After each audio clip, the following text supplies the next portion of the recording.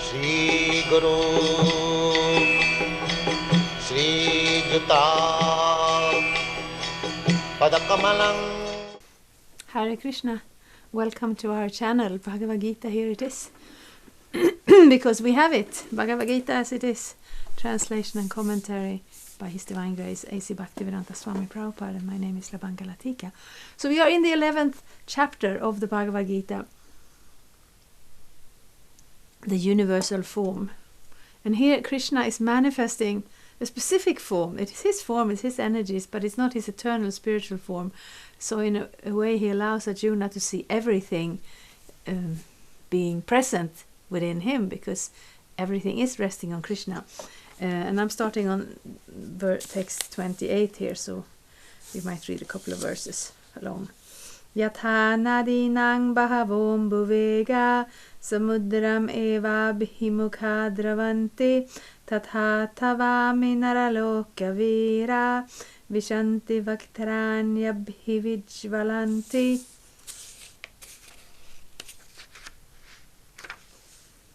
So this is Arjuna describing what he's seeing.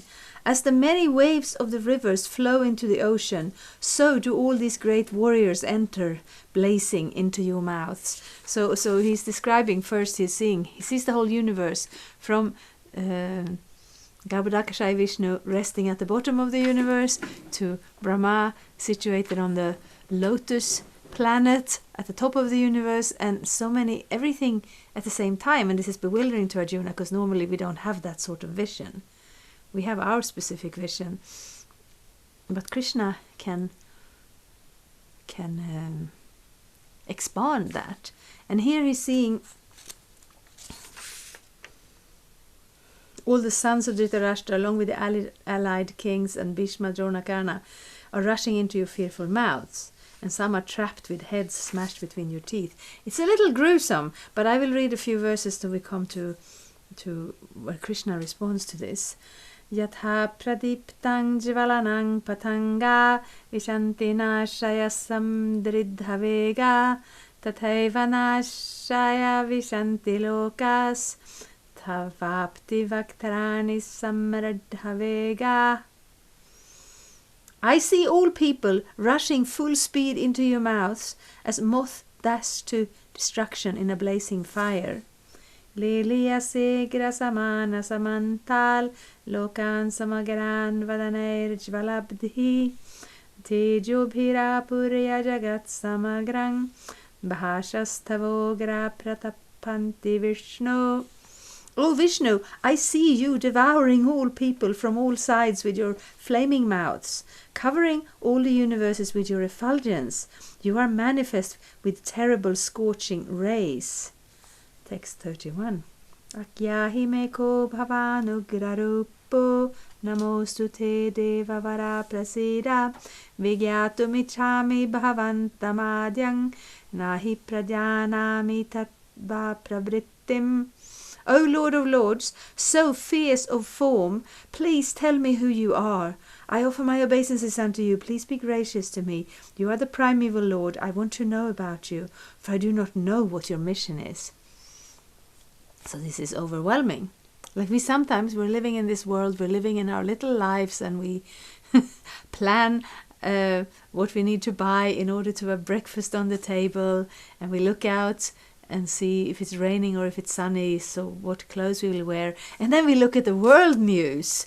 We had this fire in Australia, and we have refugees in the thousands moving away from wars, and moving our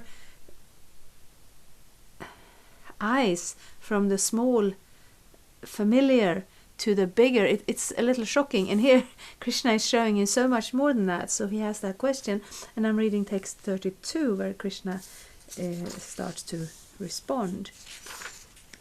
Shri Bhagavan Uvacha Kalosmi Lokakshaya Kritti Pravriddho Lokam Samahartumiha Pravrittaha Ritte Pitvang Na Bhavishyanti Sarve Yevasthitha Pratyanikeshu Yodha.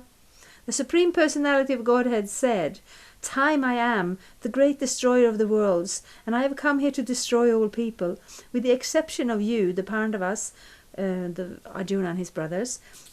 All the soldiers here on both sides will be slain.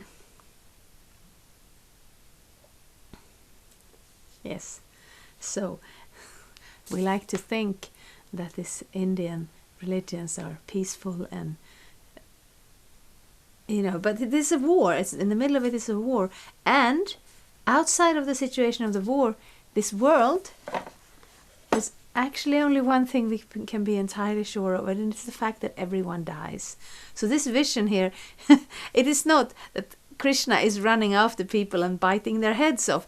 That is not actually what Arjuna is seeing, and Krishna is responding, I am time. Time is that energy. We cannot understand time. But what we can understand is that time changes everything, and there's nothing we can do about it. We look at in our photo albums, do people look at real photos anymore? From when we were small, and sometimes we were clearing out from my parents' house, we saw photos when my grandmother was young and my mother and her brothers were just little children, and they were standing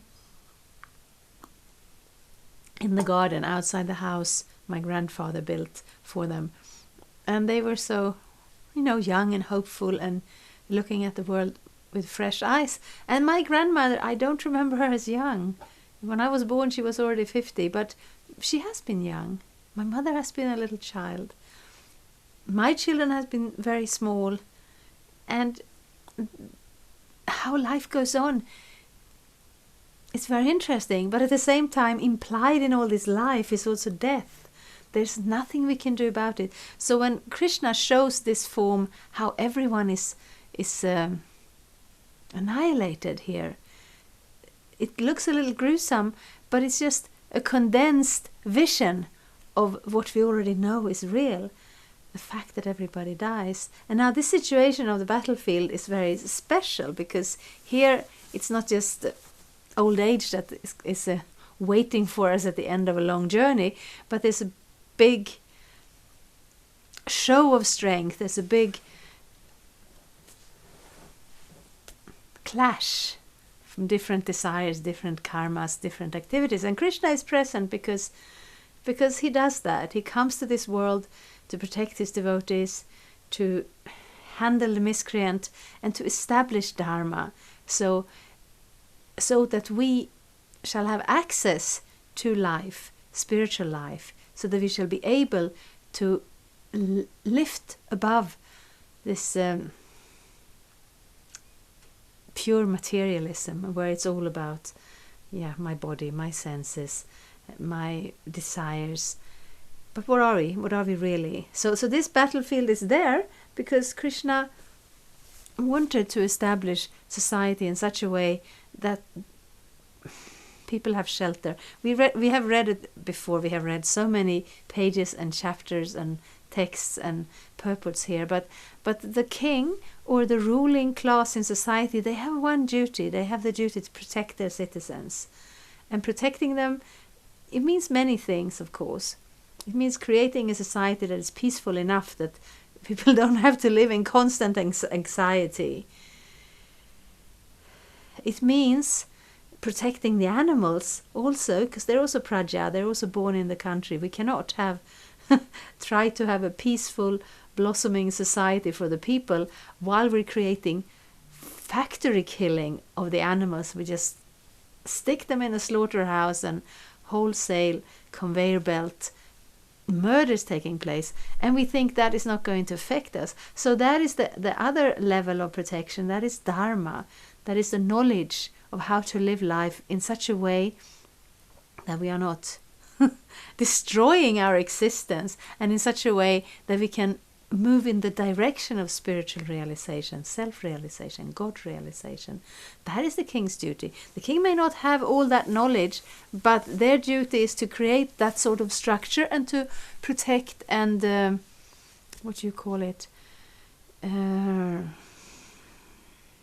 stand behind such a structure. And we may not have kings, we may have some form of democracy, and that's all right. But still, if you're running the country, then actually the Vedas tell us that the leader of the state, he will accept 1/6 of all the karma of the population. So it's certainly very nice that the king cares about the population, and he should do that. He should see the citizens as his own children, their well-being being his most highest priority. But even if he's not really on that level, at least the understanding that if he allows the world to sink into chaos, that he doesn't provide the opportunity for people in general to move a little bit step by step closer to self-realization, to spiritual elevation in this world, and to definitely make sure that nothing happens that will destroy society. So we can understand that we have laws also, laws against murder and arson and theft and so many things. This is not allowed because it destroys the fabric of society on a very visible level that we can understand. But the fact is that we started from the 2nd chapter of the Bhagavad-gita, because that's the most important thing. We have to really nail it down so we understand. That's the basis for everything. To understand, I am not this body, I'm the soul within this body. And therefore, everything that comes after that must be seen in that light. Our priorities must come from that understanding. Who am I? I am not this body, I'm the soul within the body. So in this battlefield, it's it's drawn to it's not just a theory, it's really there, it's happening. And Krishna, the story before is that this battle is going to happen, and Krishna says, I'm not taking part in the battle because he's God, he can't really be partial in that sense. But he says, I can be on one side just as myself, being present without lifting any weapons, without using any might. And on the other side, my army can be present. And Arjuna, he wanted Krishna. And Duryodhana, who is the eldest son of Dhritarashtra, who is the one who is really driving this whole situation to this point where we're in now, he's like, oh yeah, of course I want an army rather than Krishna without weapons, without taking action. What's the use of that?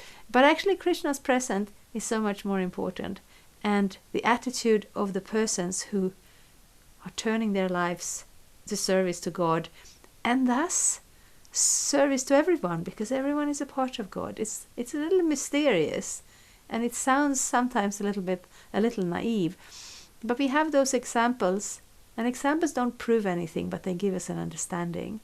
If you water a tree, if you water the roots, all the individual leaves will also receive the nourishment that they need.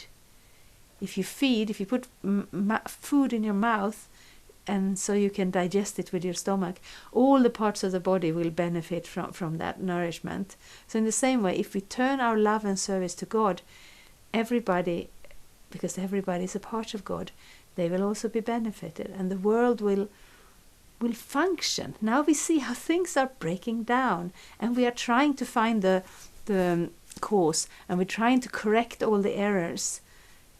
And I guess we should do that. We should take responsibility. We should care about people. We should care about society. But in a way, it's a little bit like watering all the leaves individually. It creates maybe a fresh feeling. It's less dusty. Some of the drops might drop on the floor, on the ground, whatever, so the tree can take care of them. But much better to water the root. So that's what's happening here. Krishna is showing Arjuna from a different perspective. And we speak about that sometimes, how we have different dimensions, how we understand things. But even just on the day-to-day basis, if you're a family around a table and the little children, They will not pay any attention at all to the fact that somebody had to go out and work to bring food to the table. Somebody had to prepare the food. They just take it for granted, and they should. I mean, they're children. They should feel safe like that. And they may be paying attention to one of the details, whereas the parents may be paying attention to other things. And they're in the same room and eating the same food, but their understanding of it is on different levels. So in this universe, there are so many levels, but ultimately, Sarva Karana Karanam, the cause of all causes, that is Krishna. So we want to come back to Krishna, and we don't love to see him in this gruesome form, and it is not his personal, eternal form towards whom the devotees offer their love and their service. But it's his manifestation, and it's a way of understanding the situation. And certainly time in this world where many people don't want to see God, and therefore Krishna fulfills their desire not to see God. But there is one thing we can never overcome, and it's the time factor. But if we can see Krishna in time, and if we can see Krishna in death, then we actually gain a certain sense of peace and security. Like we have another example that a cat will pick up a mouse and carry it, and the mouse is feeling here is death. And the cat will also pick up its kittens and carry them to safety, and the kitten will feel, oh, I am safe here. So if we can have that vision, and if we can have that attitude, that consciousness of turning to Krishna in love and service, that is actually the only thing that will turn this whole confusion and chaos around. So that's what we are aiming for. That's why we're reading Bhagavad-gita. So the purport to this text is as follows. Although Arjuna knew that Krishna was his friend and the Supreme Personality of Godhead, he was puzzled by the various forms exhibited by Krishna. Therefore he asked further about the actual mission of this devastating force. It is written in the Vedas that the Supreme Truth destroys everything, even the Brahmanas. As stated in the Katha Upanishad, Yasya Brahma Chakshatrang cha ubhe bhavata odanaha mrityuryasyo pase chanang kaitha vedayatrasaha. Eventually, all the Brahmanas, Kshatriyas and everyone else are devoured like a meal by the Supreme. This form of the Supreme Lord is the all-devouring giant, and here Krishna presents himself in that form of all-devouring time. Except for a few Pandavas, everyone who was present on the battlefield would be devoured by him. Arjuna was not in favor of the fight, and he thought it was better not to fight. Then there would be no frustration. In reply, the Lord is saying that even if he did not fight, every one of them would be destroyed, for that was his plan. If Arjuna stopped fighting, they would die in another way. Death could not be checked, even if he did not fight. In fact, they were already dead. Time is destruction, and all manifestations are to be vanquished by the desire of the Supreme Lord. That is the law of nature. And sometimes when we have religions, especially when we are not accustomed to relating to scriptures in our daily life, these kind of things are they seem so harsh. So what is this God who will destroy everything? But when we look into reality in life, we see that this is a fact. We see that everybody will die. But if we don't see it into perspective, then we can either kind of neglect it and kind of pretend it isn't there, which we see in modern society. Death is not part of our life. It's just somewhere hidden, somewhere on the side. But the fact is we will all die. And then we can either kind of pretend it isn't there, or we can blame God for it, or we can understand the big picture. We're in this material world, and we're all going to die. So what are we going to do with the life? We could just kind of take it as, grab as much fun as we can, because anyway we're going to die. Or we can apply the knowledge in the Bhagavad-gita. We can see that if I am that spirit soul that we established back in chapter 2 that we are, what do I do? And how do I gain this vision? We don't want this extreme vision of the universal form necessarily. this is just something that comes up for a short while, shakes Arjuna up and helps him to focus. But we want to see the vision where we are the spirit soul and we are connected to Krishna, and this world is a place where we are temporarily. If we identify with it, if we stay here for too long, if we put our hopes in this world too much, it will cause us suffering. But if we utilize it to understand reality, to take up spiritual life, especially bhakti yoga, then it is a very good thing. Thank you so much. Please take a look at the information below. I have links for all the chapters. I have some other links and information, and feel free to ask questions about the Bhagavad-gita as we're reading it here. Thank you so much. Hare Krishna. Thank you for watching. We aim for updates every Tuesday and Friday. Please come back. If you have any questions or comments, please leave them down there. We also have some links and information for you. And there is, of course, the subscribe button. Thank you. Hare Krishna. I'm a Hare Krishna, and I approve this message. Subscribe. Hare Krishna, Krishna Krishna, Hare Hare, Hare Rama, Rama Rama.